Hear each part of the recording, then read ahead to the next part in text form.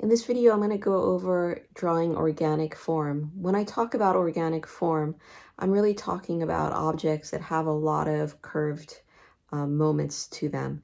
And typically these are going to be natural objects like plants, fruits, vegetables, that sort of thing. But an example of a man-made object that would be considered organic form would be fabric. Fabric is definitely has a lot of curved form to it. So in this video, gesture drawing organic forms, we'll talk about landmarks and measuring organic form too. Drawing organic form builds off of understanding how to draw a vase or an elliptical object like we did in the last video. So if you haven't seen that, or if you'd like a review, please watch that video that covers drawing elliptical forms. If you remember in that video, we talked about thinking about drawing things like bottles and vases by first having a statement of height. Sometimes I refer to the statement of height as a line of symmetry too. I may have thrown in axis line a couple of times as well. That's important because when we draw organic form, we are also going to be thinking about an axis line. So just as a review here, remember that we thought about the statement of height as being an axis line that the other forms revolve or fit around. It's going to be the same when we think about organic form. Let's take the example of a pear.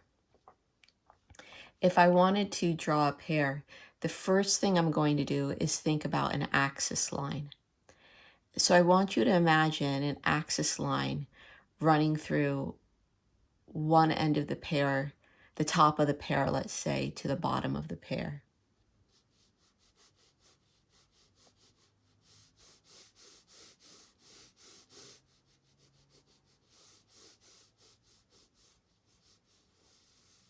And I'm going to build simple forms around this axis line.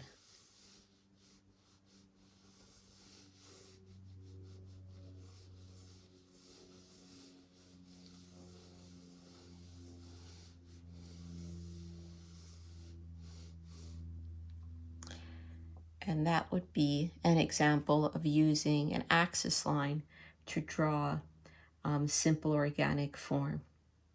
Now I have to caution you, really do make sure that you keep it simple. In this situation, I primarily focused on drawing ovals as my simple shape. But remember, there's not necessarily a right or a wrong. Sometimes there is a more elegant solution, a solution that seems to make more sense. But I could have also used other shapes to draw in this pear as well. So let me give you some examples of other possible solutions here.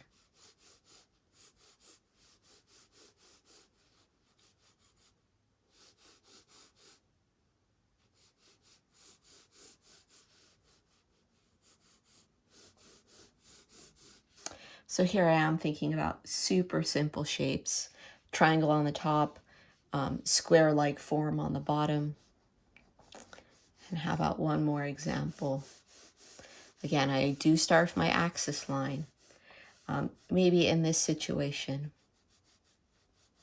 I can just think about blocks.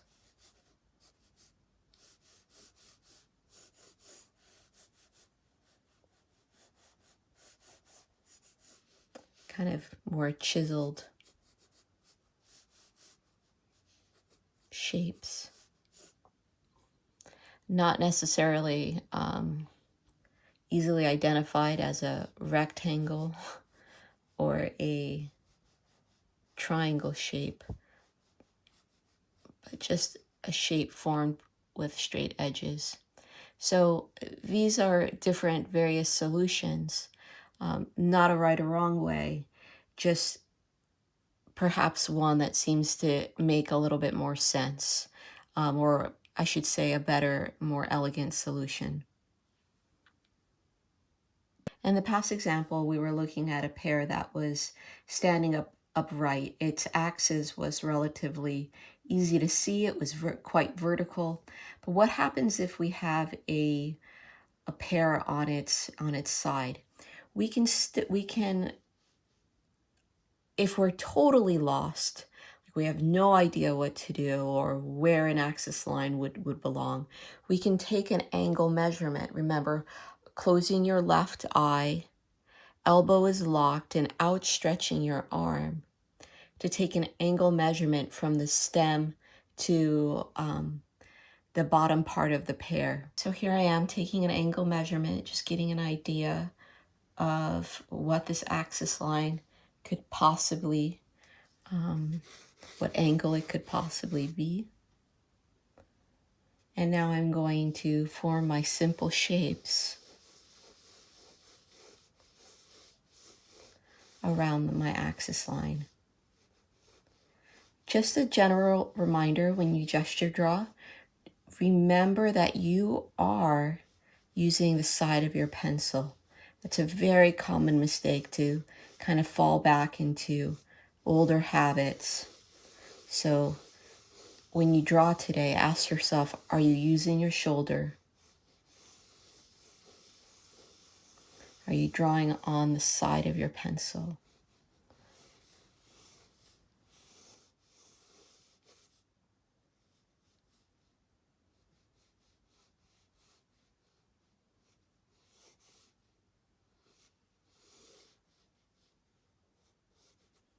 So there we go. There's a little gesture drawing of a pear.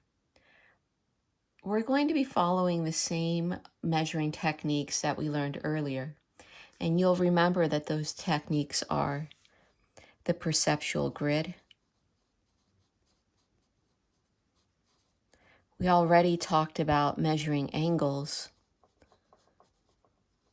And you're going to use your dividers or proportional measurements. So these things are so super critical. When we're looking at organic form, a new concept when it comes to measuring is looking for a landmark.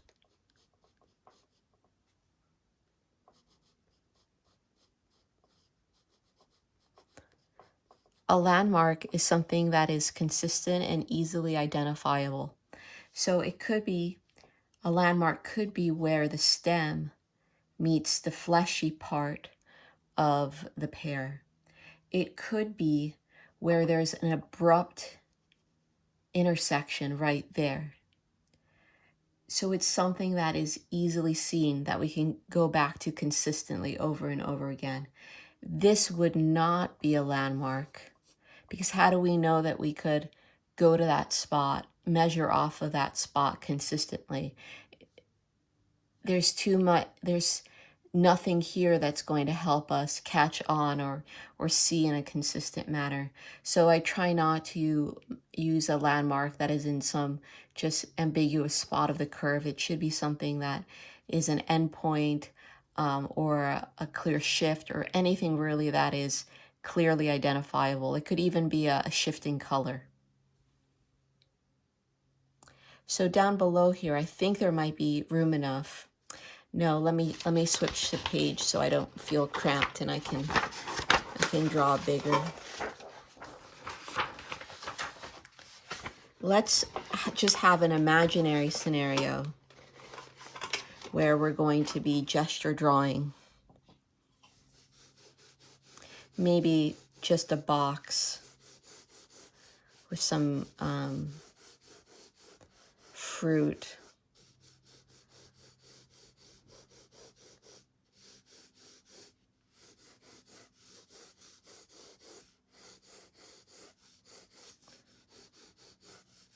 So as I draw my organic form, remember I'm going to be thinking about an axis line.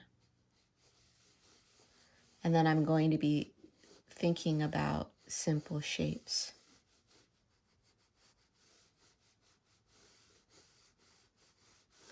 Maybe over here I have a vase with some flowers.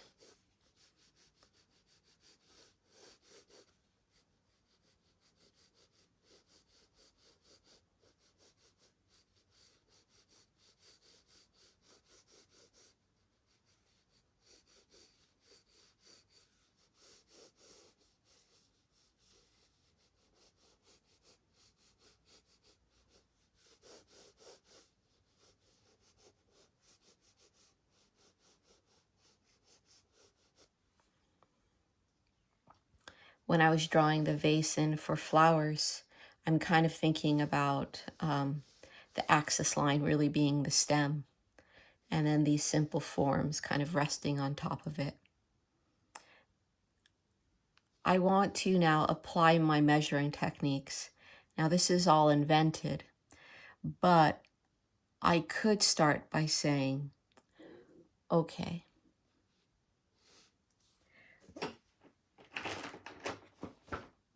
let me take a vertical line up from here.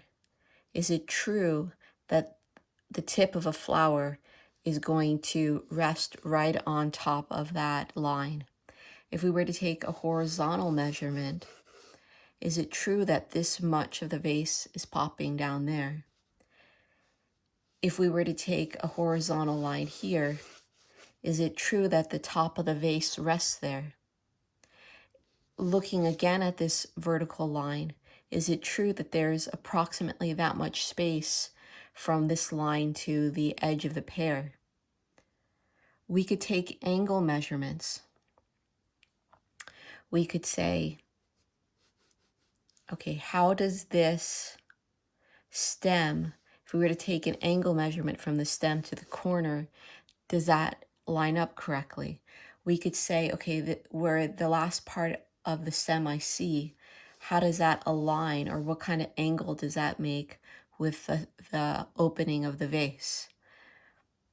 We could, at this point, it's a very clear transition. What if we were to take a horizontal line across?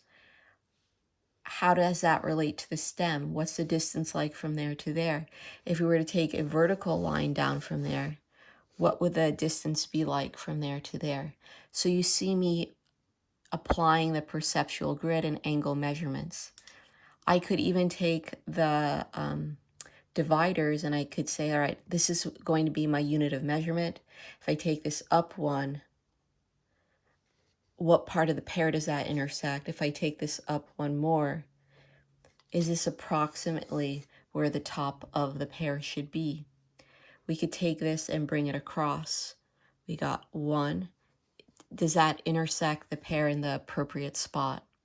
So it's super important always to apply measuring systems to whatever you're drawing.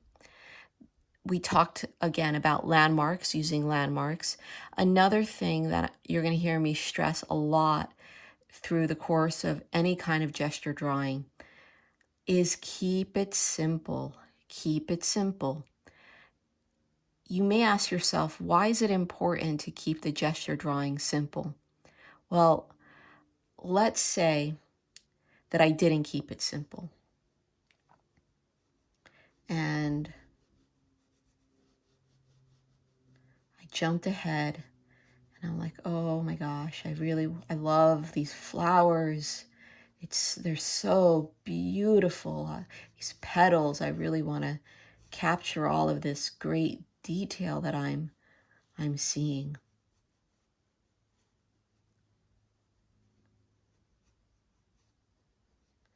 And you spend all this time, let's pretend 20 minutes of my life has gone by. And then I go to measure and I discover, uh-oh, this flower needs to be dropped this part needs to be right over there. What that means is, oh no, I'm going to have to erase all of my beautiful flower drawing that I did, all these great little details. It took me 20 minutes of my life. I have to erase it all and move it down there. Do you think I want to do that? No, I don't want to pretty much get rid of all of the time I invested in doing that, versus if I kept my flower very simple at first, and then I measured and I was like, oh, shoot, this needs to drop down a little bit. It's not a big deal. Just erase that line and move it down a little bit. So before I add any level of detail, I want to make sure that I've measured. Only after measuring do I start to add detail on top. That's really important. Only after measuring can I begin to add detail? Keep things as simple as possible because it's gonna help you be flexible with moving your drawing around. Erasing is totally normal and it's something that should be done a lot in the early stages. So don't get tied into detail because it's going to trap you.